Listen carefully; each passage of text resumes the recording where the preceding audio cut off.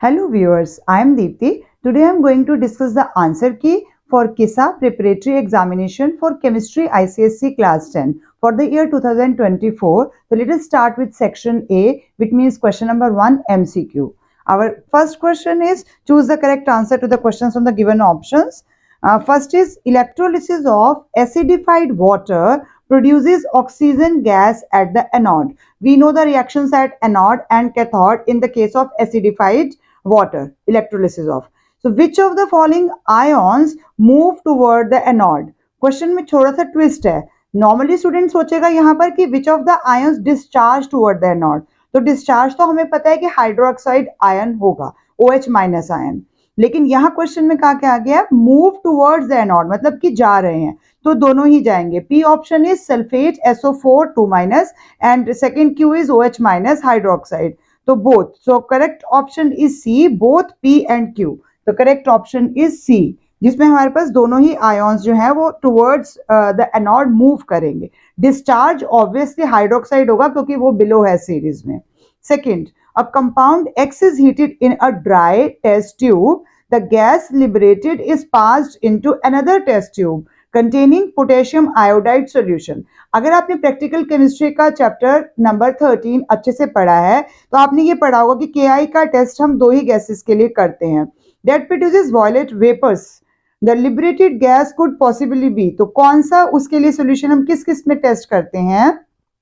First is oxygen, जिसमें ये नहीं होगा. बी इज नाइट्रोजन डाइऑक्साइड, जो है जिसमें पोटेशियम आयोडाइड का हम टेस्ट करते हैं और उसमें कलर चेंज हो जाता है. Next is chlorine. तो क्लोरीन यहाँ पर प्रोड्यूस होना इजी नहीं है, इसीलिए क्लोरीन हम ऑप्शन नहीं ले सकते हैं. अदरवाइज क्लोरीन के केस में भी हमारे पास पोटेशियम आयोडाइड का टेस्ट दिया गया जिसमें वो ब्लू ब्लैक हो जाता है.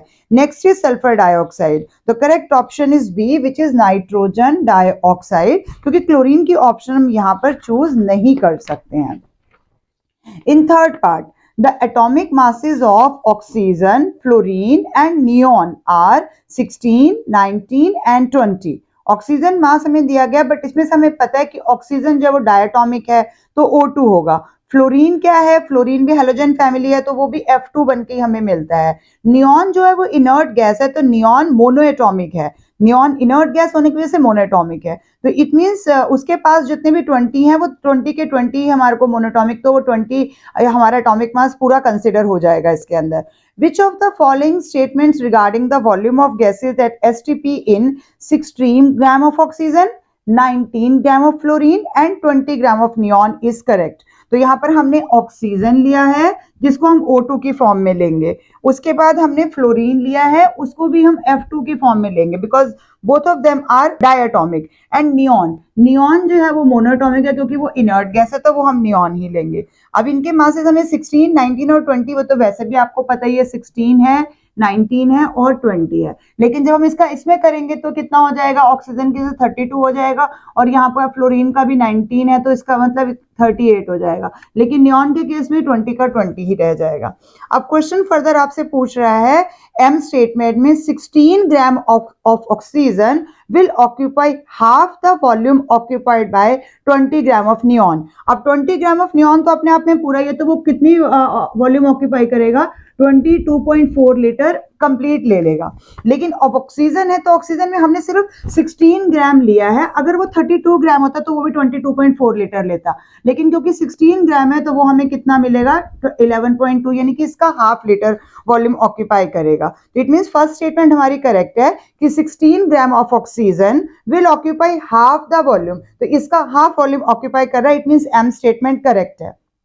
एन स्टेटमेंट में 20 gram of neon will occupy twice the volume occupied by 19 gram of fluorine. फिर हमारे पर इसकी जो है वो सिर्फ 19 ग्राम रह गया. इट मीन्स इसकी भी ऑक्यूपेशन कितनी हो जाएगी, 11.2 लीटर ही ऑक्यूपाई करेगा ये भी. इट मीन्स ये इसका ट्वाइस हो गया. तो फिर आपकी एन स्टेटमेंट भी करेक्ट है. तो both M and N are correct. This is our option number A. In fourth part, hydrogen chloride gas is passed through concentrated sulfuric acid and collected in a jar. Moist blue litmus paper is exposed to gas in the jar. What do you observe? अगर हम litmus paper को लाएंगे जो कि blue colour का होगा तो कौन सा कलर आ जाएगा, हमने क्या डाला है इसमें, सल्फ्यूरिक एसिड. तो इट मीन्स क्या होगा, ब्लू को एसिड क्या करता है, ब्लू को रेड में कन्वर्ट करता है, ब्लू को रेड में कन्वर्ट करने वाले को ही हम एसिड कहते हैं, आप इस नाम से इसको याद रख सकते हैं। तो it turns red, it means हमारा option number C is correct है। Sulfur reacts with hot concentrated nitric acid producing sulfuric acid, water and nitrogen dioxide. All three are producing. H2SO4, water भी है और NO2 भी है। The property of nitric acid emphasized here is, तो क्या बना रहा है यहाँ पर nitric acid, acid property show कर रहा है, ऑक्सीडाइजिंग, रिड्यूसिंग और डिहाइड्रेटिंग। तो यहाँ पर जो प्रॉपर्टी शो हो रही है वो है ऑक्सीडाइजिंग नेचर। तो इट मीन्स ये ऑप्शन नंबर बी हमारा करेक्ट है। In six part, which among the following conditions does not hold true for electroplating? Mostly students यहाँ गलती करते हैं, क्वेश्चन में नॉट को इग्नोर कर देते हैं और यहाँ इन्होंने नॉट को हाईलाइट भी नहीं किया। तो आप अपने पेंसिल से नॉट को हाईलाइट कीजिए, क्योंकि नॉट मीन्स हमें उस कंडीशन को कंसिडर करना है, पहले देखना है कि कौन सी गलत हो रही है। तो direct current should be used, we all know that in electroplating DC current ही यूज होता है, तो ये स्टेटमेंट करेक्ट है, ट्रू है। Second is electrolyte must contain ions of the base metal to be electroplated. अब इस स्टेटमेंट में थोड़ा सा उन्होंने ट्विस्ट डाला है कि इलेक्ट्रोप्लेटिंग के लिए जो हम बेस मेटल ले रहे हैं, सपोज मैं आयरन के आर्टिकल के ऊपर निकल की इलेक्ट्रोप्लेटिंग कर रही हूँ, तो बेस मेटल तो आयरन हुआ, मुझे आयरन का सॉल्ट क्यों चाहिए होगा इलेक्ट्रोप्लेटिंग के लिए, मुझे निकल का सॉल्ट चाहिए होगा, आयरन का यानी बेस मेटल का तो नहीं चाहिए होगा। इट मीन्स ये स्टेटमेंट यहाँ पर ट्रू नहीं है। A low current for a prolonged period of time must be used, ये हमारा बिल्कुल करेक्ट स्टेटमेंट है, क्योंकि हम सबको पता है धीरे धीरे करंट देना है तभी हमारी स्मूथ कोटिंग आएगी। डी में the metal to be placed on the article is made the anode, ये भी करेक्ट स्टेटमेंट है। तो कौन सी स्टेटमेंट होल्ड ट्रू नहीं है, इट मीन्स हमारे पास यहाँ आंसर आएगा B. In seventh part, the acidity is 3 for ammonium hydroxide, copper hydroxide, zinc hydroxide और फेरिक हाइड्रोक्साइड। तो हमें पता है फेरस का फेरिक हो गया तो 3 होगी उसकी वैलेंसी, तो फेरिक हाइड्रोक्साइड में एसिडिटी हमारे पास 3 आ जाएगा। This is option number D in seventh part.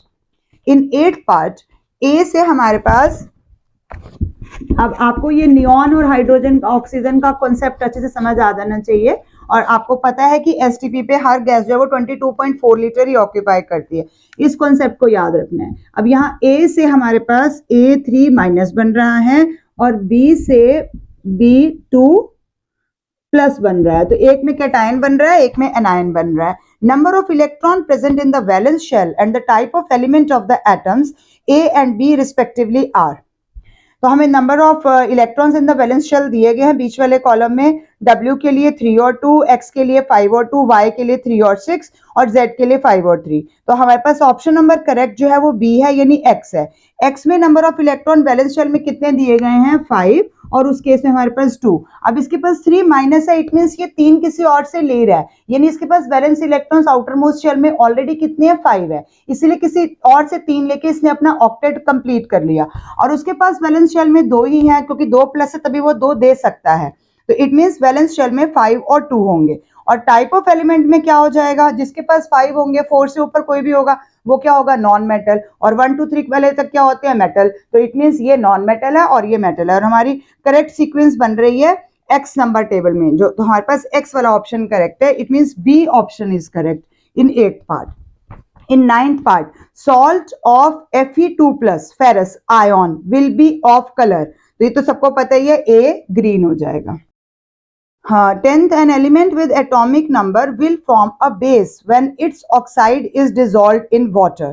तो अब अगर मैं वाटर में डिसॉल्व कर रही हूँ और बेस जो है वो बन रही है, विल फॉर्म ए बेस, तो बेस बन रही है, एसिड नहीं बन रहा है, एसिडिक ऑक्साइड नहीं है, बेसिक ऑक्साइड है। तो we all know that metallic oxides are basic in nature, it means वो मेटल का ऑक्साइड होना चाहिए। तो इनमें से दिए गए एटॉमिक नंबर में से कौन है जो मेटल बना सकता है।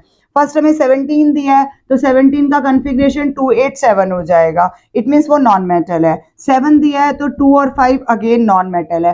15 है, 2 8 एंड 5 अगेन नॉन मेटल है। 19 है, देन 2 8 8 एंड 1, इट मीन्स ये हमारे पास मेटल है। तो मेटल का ऑक्साइड इन नेचर में बेसिक होगा, और मेटल का ऑक्साइड यहाँ पर डी वाला एलिमेंट बना रहा है जिसका एटॉमिक नंबर 19 है। और आप सबको पता ही है ये कौन सा एलिमेंट होता है, कैल्शियम से पहले हम कौन सा पढ़ते हैं, पोटेशियम, तो ये पोटेशियम है, तो 19 आ जाएगा। 2881 आप सबको पता है, तो ये अपना जो ऑक्साइड बनाएगा वो नेचर में बेसिक होगा। नॉन मेटल के जितने भी ऑक्साइड होते हैं वो नेचर में एसिडिक होते हैं। 11th part, reaction between ammonia and chlorine. Ammonia and chlorine produces a yellow explosive liquid of nitrogen trichloride. तो NCl3, NCl and 3. The ratio of ammonia to chlorine is, हमने कितना लिया होगा रेशियो अमोनिया का chlorine के साथ, तो 1:3 हमारा करेक्ट ऑप्शन है इसमें, option number C in 11th part, option number C is correct, 1:3 का रेशियो। अगर हमने अमोनिया 1 लिया तो क्लोरीन हमने 3 पार्ट्स ज्यादा लिया है। इन 12th part CHO functional group is present in, CHO किसको रिप्रेजेंट करता है, एल्डिहाइड ग्रुप को, जिसमें हम AL लगाते हैं, तो butanal, it means A option is correct. In 13th part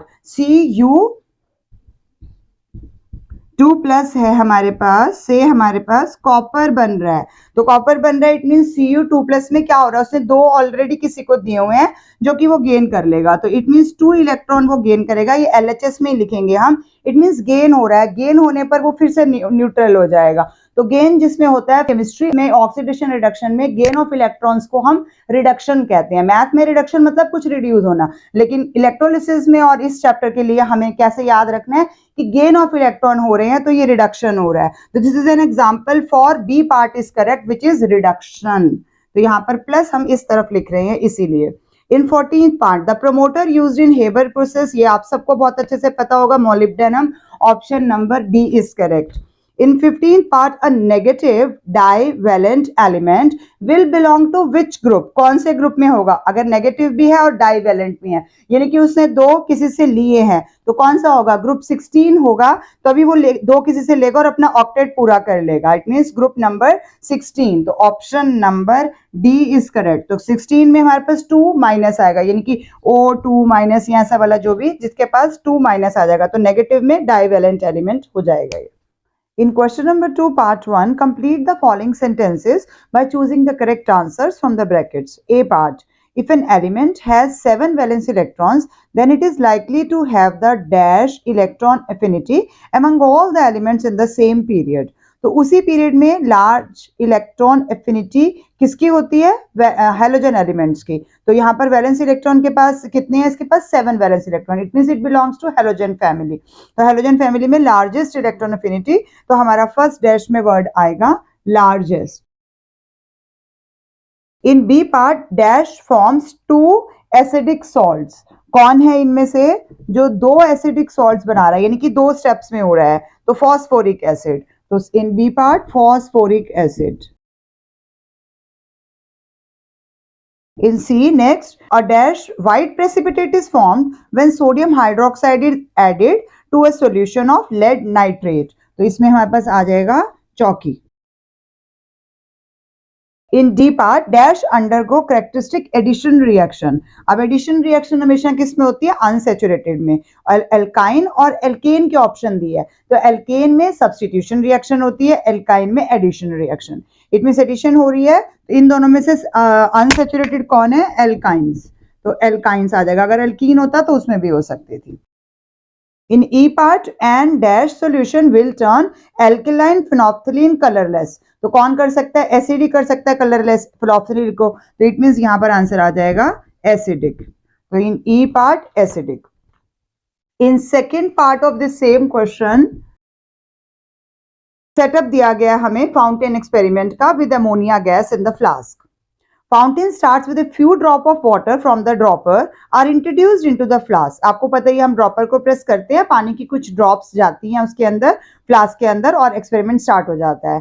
answer the following question, explain why the litmus solution gets sucked up when water is used. नीचे हमने रेड कलर का litmus solution रखा है, वो suck होके ऊपर कैसे जाएगा, because we all know that the ammonia solubility in water is very high, कितना है, 1 volume of water dissolve 702 volume of ammonia, तो बहुत जल्दी उसके अंदर वो एमोनिया डिजोल्व हो जाएगा और हाई सॉल्युबिलिटी होने की वजह से पार्शियल वैक्यूम क्रिएट हो जाएगा, जिस पार्शियल वैक्यूम की वजह से जो वो है ऊपर की तरफ सक हो जाएगा लिटमस सॉल्यूशन जो हमने रेड कलर का लिया है।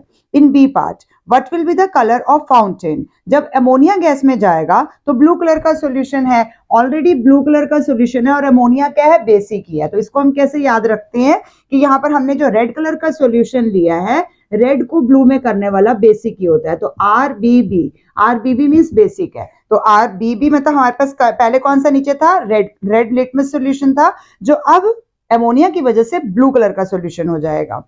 इन C part, instead of ammonia if hydrogen chloride gas was filled in the flask, अगर हमने फ्लास्क में अमोनिया यानी कि बेसिक ना लेकर के HCl यानी कि एसिडिक सॉल्यूशन लिया है, and alkali was induced from the dropper, और ड्रॉपर से हम वाटर नहीं दे रहे हैं, अल्कली दे रहे हैं, तो इट मींस पहले से उसके अंदर क्या दिया हमने, एसिड, और ड्रॉपर से हमने क्या दिया, अल्कली यानी कि बेस, तो हमने एसिड और बेस दिया, तो एसिड और बेस से कौन सी रिएक्शन हो जाते हैं, न्यूट्रलाइजेशन रिएक्शन, इट मींस हमारे पास सॉल्ट और वाटर बन जाएगा।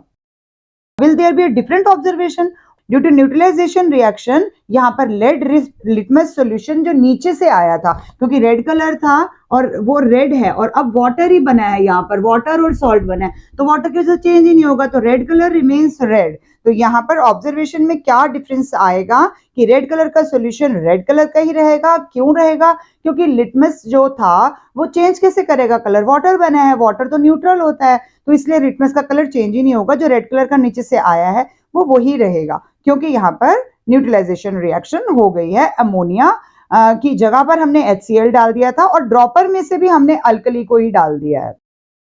In third part, match the following column A with column B, तो अब हमने 3 पार्ट में मैच करवाना है, जिसके लिए मैं आपको सिर्फ ऑप्शंस बोल सकती हूँ, पूरे लिख नहीं सकते हम, तो आप अपने आप थोड़ा सा देखते जाइए।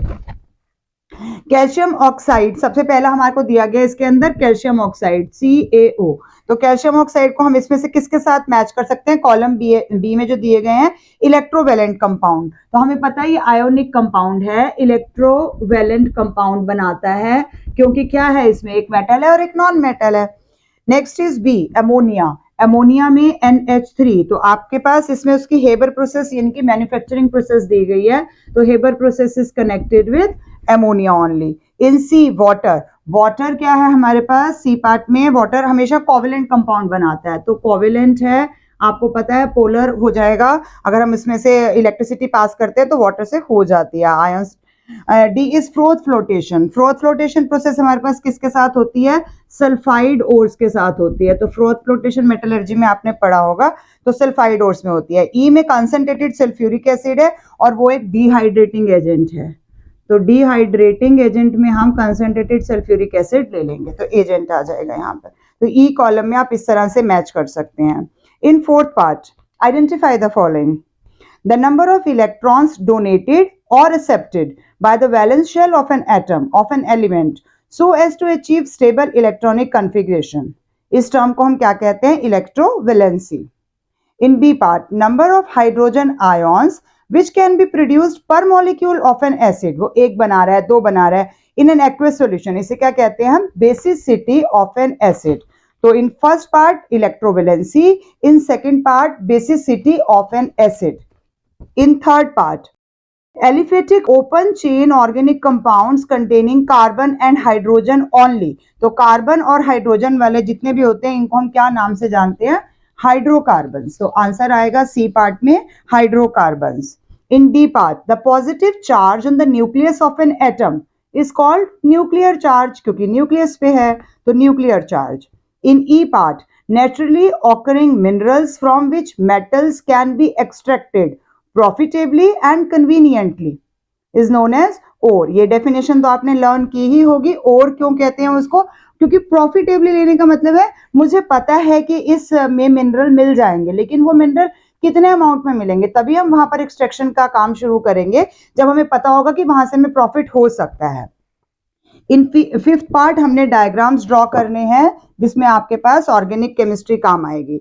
Draw the branch structural formula, तो फर्स्ट इज 2,2 डाइक्लोरोब्यूटेन, 2,2 पहले ब्यूटेन क्या हो गया, 1 2 3 एंड 4 कार्बन एटम्स हो गए, 2,2 डाइक्लोरो मीन्स हमारे को सेकंड पोजीशन पे आना है, और सेकंड पोजीशन पे ही दोनों पे क्लोरीन है, क्योंकि 2 बार लिखा गया है 2,2 डाइक्लोरो, और बाकी सबको बैलेंस करने के लिए हम इन सब पोजीशंस पे H को लगाना है, अगर आप H नहीं लगाओगे इसके भी नंबर आपके डिडक्ट हो जाएंगे, तो H सब पोजीशंस पे आपको और काउंट भी करना है बाद में कि पूरे हमने लगाए हैं या कोई छोड़ दिया है।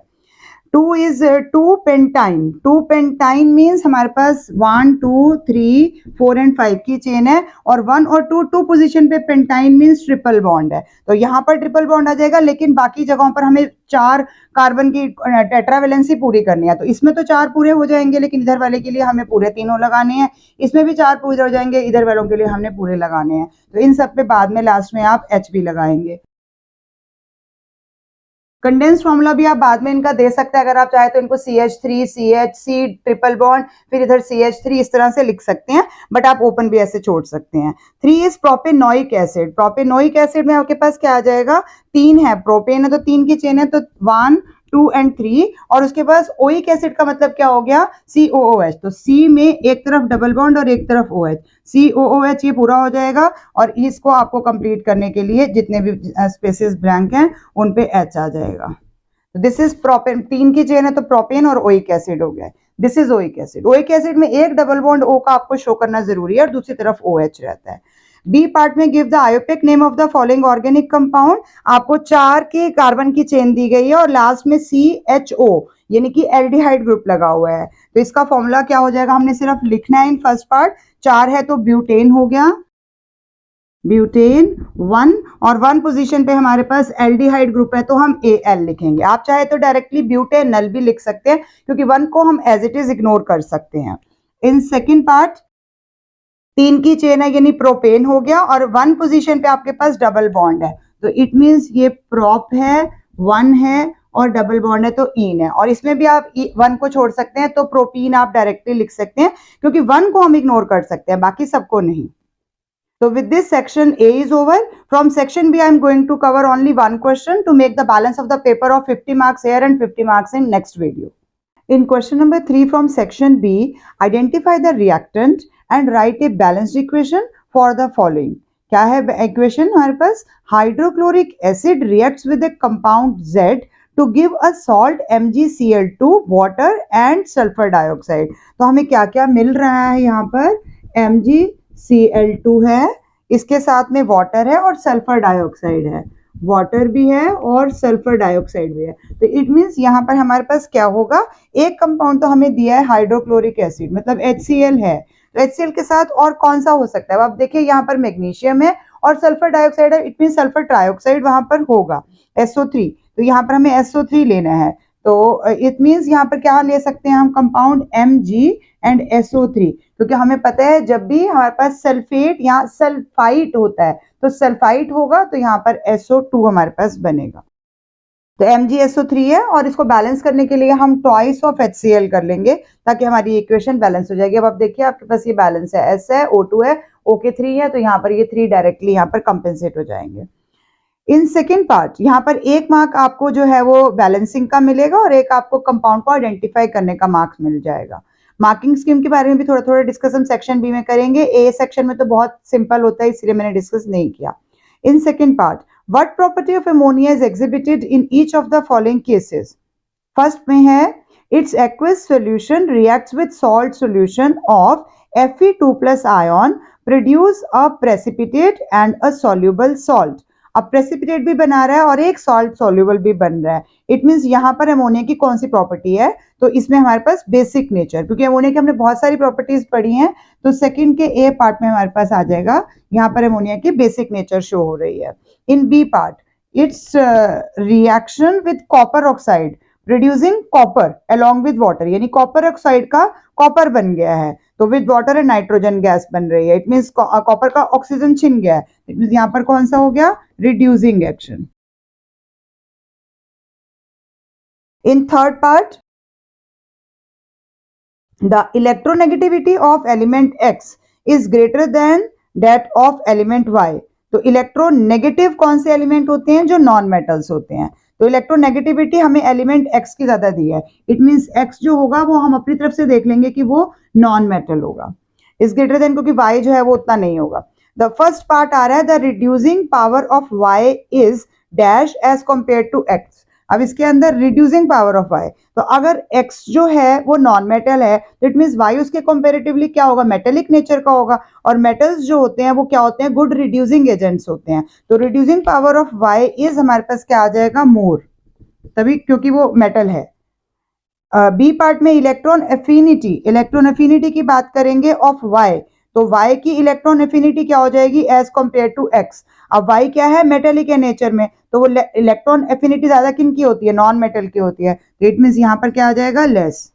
इन सी पार्ट में state weather y is likely to be placed to the left or to the right of x in the periodic table। तो पीरियोडिक टेबल में हमें पता है कि नॉन मेटल्स जो होते हैं वो राइट हैंड साइड में होते हैं, और जो इसके बाद मेटल आ जाएगा वो क्या होगा, इसके लेफ्ट साइड में आएगा। तो अब हमने x को इधर रखा है तो y हमारे पास इट मीन्स इस तरफ आएगा, क्योंकि y हमें पता चल गया है कि y जो है वो मेटल है, तो y उसके लेफ्ट में आएगा। तो हम क्या लिखेंगे, place to the left of x, क्योंकि x नॉन मेटल है और पीरियोडिक टेबल में मेटल्स जो होते हैं वो हमारे एक्सट्रीम लेफ्ट में मेटल्स रहते हैं और राइट में हमारे पास नॉन मेटल्स आ जाते हैं। इन फोर्थ पार्ट हमने ट्रू और फॉल्स बताना है और जस्टिफाई करना है अपने आंसर को। फोर्थ पार्ट में state whether the following statement are true और false. In first part, in the formation of J2M element हमारे पास कंपाउंड बन रहा है, the element M has accepted 2 electrons and it's metallic in nature. अब आप बताओ, जो एक्सेप्ट करता है वो मेटल का भी हो सकता है, वो तो नॉन मेटल होता है ना, तो एक्सेप्टेड वर्ड ही गलत हो जाएगा यहाँ पे, तो मेटेलिक इन नेचर नहीं है। इट मीन्स ये स्टेटमेंट क्या लिखेंगे हम, फॉल्स है। और फॉल्स क्यों है यहाँ पर, यहाँ तो इसको हमें करेक्ट करना है, तो if it is accepting 2 electrons then it is non metallic in nature. तो हम मेटेलिक वर्ड को अगर नॉन मेटेलिक कर लेंगे तो ये स्टेटमेंट करेक्ट हो जाएगी।